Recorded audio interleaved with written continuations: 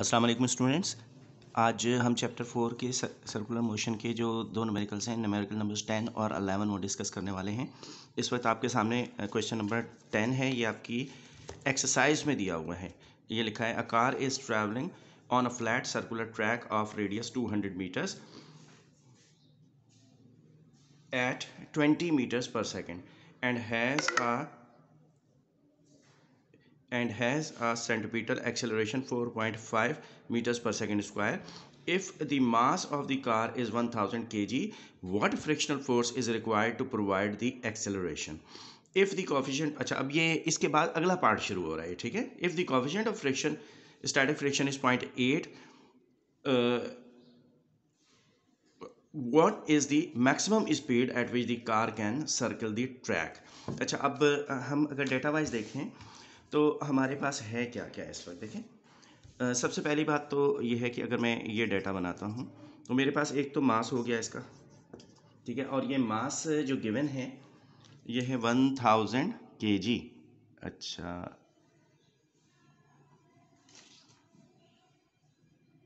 Sorry, radius given है सबसे पहले 200 मीटर्स। अब ये कार ट्रैवल कर रही है उस पर and has a centimetre acceleration that is AC 4.5 metres per second square.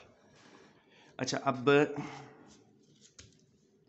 If the mass of the car is 1000 kg, अच्छा मास बाद में दिया हुआ है 1000 kg।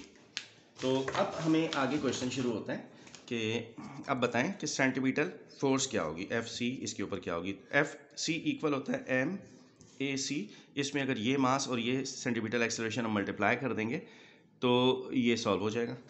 तो आप इसमें मास रख दें 1000 kg और ये 4.5, तो ये 4500 न्यूटन आपके पास आंसर आ जाएगा। तो ये सेंटीमीटर फोर्स यहीं कैलकुलेट हो जाएगी। आप इसे सोल्यूशन में कर दीजिएगा, कोई हर्ज नहीं है।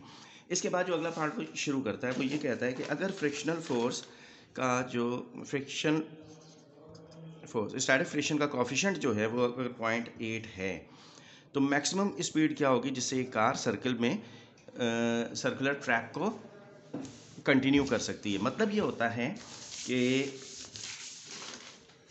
देखें, जब कोई ऑब्जेक्ट सर्कुलर पाथ में ऐसे मूव करता है, जैसे अगर आप बाइक वगैरह पे जा रहे हैं, तो क्या चीज़ है जो उसे स्लिप करने से रोकती है? वो होती है ये फ्रिक्शनल फोर्स।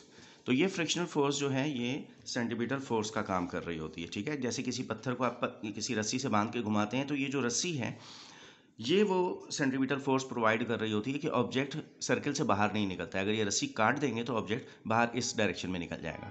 तो ऐसे ही जब आप सर्कुलर पाथ को यूं फॉलो कर रहे होते हैं तो टायर और रोड के दरमियान जो फ्रिक्शन होती है वो ये सेंटीमीटर फोर्स प्रोवाइड कर रही होती है। तो ऐसे केस में हम फ्रिक्शन को यानी F को इक्वल रख सकते हैं किसके, सेंटीमीटर फोर्स के।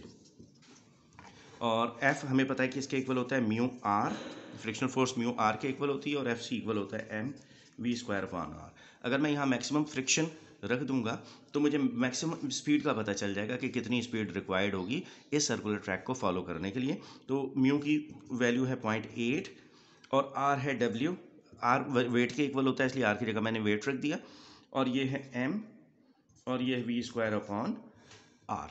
अच्छा अब ये जो W है इसकी जगह आ जाएगा .mg, और इस साइड पर लिखा हुआ है mv²/r। तो मैं क्या करता हूँ कि इस m से इसे कैंसिल कर देता हूँ। तो मेरे पास क्या बच जाएगा, मेरे पास बच जाएगा 0.8 मल्टीप्लाई बाय 9.8 यानी कि g, और राइट साइड में मेरे पास बच जाएगा v²/r। अब इस r को ऊपर मल्टीप्लाई कर दें तो ये आ जाएगा 0.8 multiply by 9.8 multiply by r, और ये v² एज इट इज़ आ जाएगा यहाँ पर। तो अब मैं मल्टीप्लाई एंड डिवाइड कर देता हूँ तो मेरे पास मैक्सिमम वेलोसिटी कैलकुलेट हो जाएगी, जो कि यहाँ कैलकुलेट की गई है। मेरे पास जो बुक रखी है उसमें सोल्यूशन हुआ है, वो लिखा हुआ है 39.6 मीटर्स पर सेकंड। इसे चेक कर लीजिए तो ये आपका सोल्यूशन कंप्लीट हो जाएगा। इससे आगे फिर अगला जो क्वेश्चन गिवन है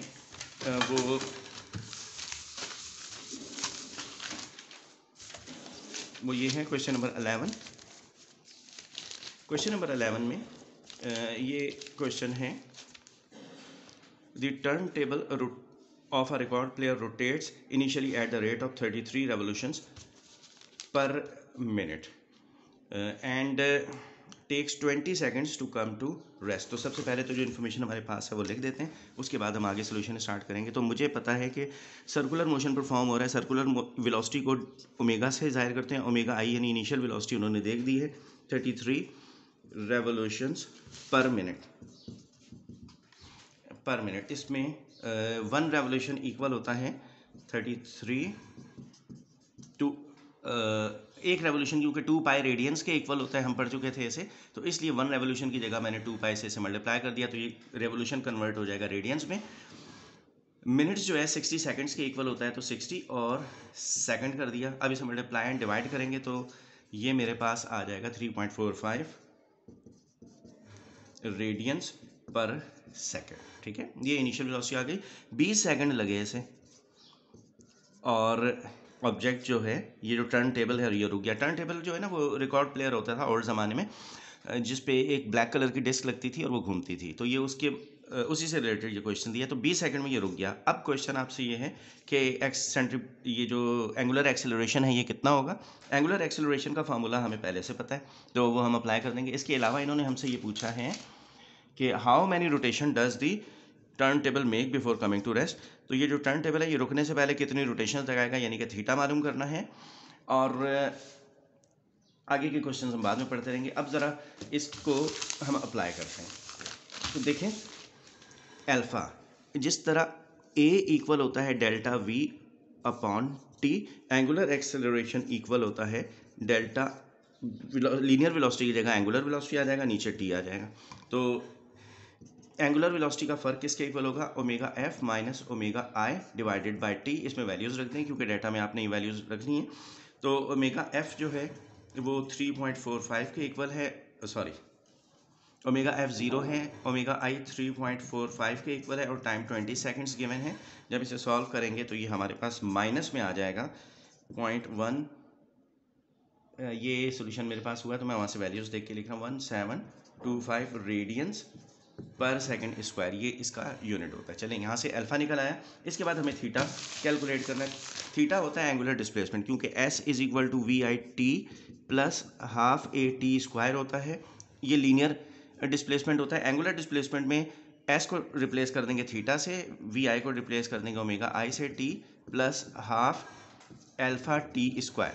अब इसमें वैल्यूज़ रखते हैं। वी आई ओमेगा आई हमें पता है 3.45 है, टी हमें पता है 20 है, माइनस हाफ, और ये अल्फ़ा की वैल्यू अभी हमने कैलकुलेट की है, माइनस में आई थी, ये 0.1725, और टी स्क्वायर की जगह 20 का स्क्वायर करेंगे तो यहाँ से हमारे पास आ जाएगा, जो आंसर आता है वो आता है 34.5 रेडियंस।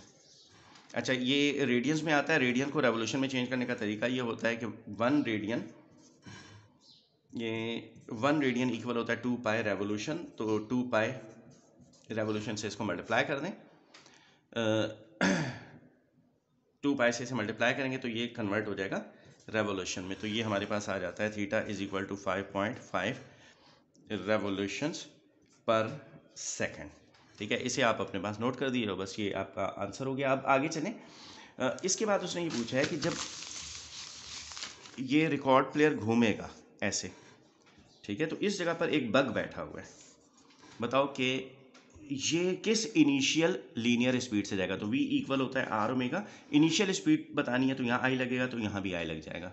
आर हमें पता है, ठीक है, ये इन्होंने दे रखा है टर्न टेबल का रेडियस, क्वेश्चन में इन्होंने गिवन है, और ये 0.14 है, तो ये 0.14 आर है। ओमेगा आई की वैल्यू हमें पता है 3.45 है, मल्टीप्लाई करेंगे तो वी आई निकल आएगा हमारे पास।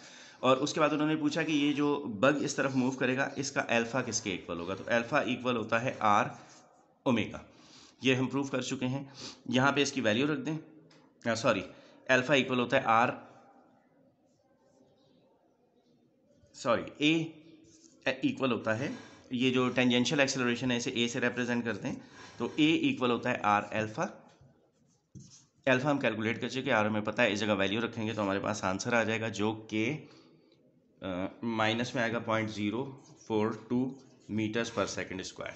तो ये इसे बुक में देख लीजिएगा और फिर इसे सॉल्व कर लीजिएगा। बहुत शुक्रिया आपका, थैंक यू वेरी मच।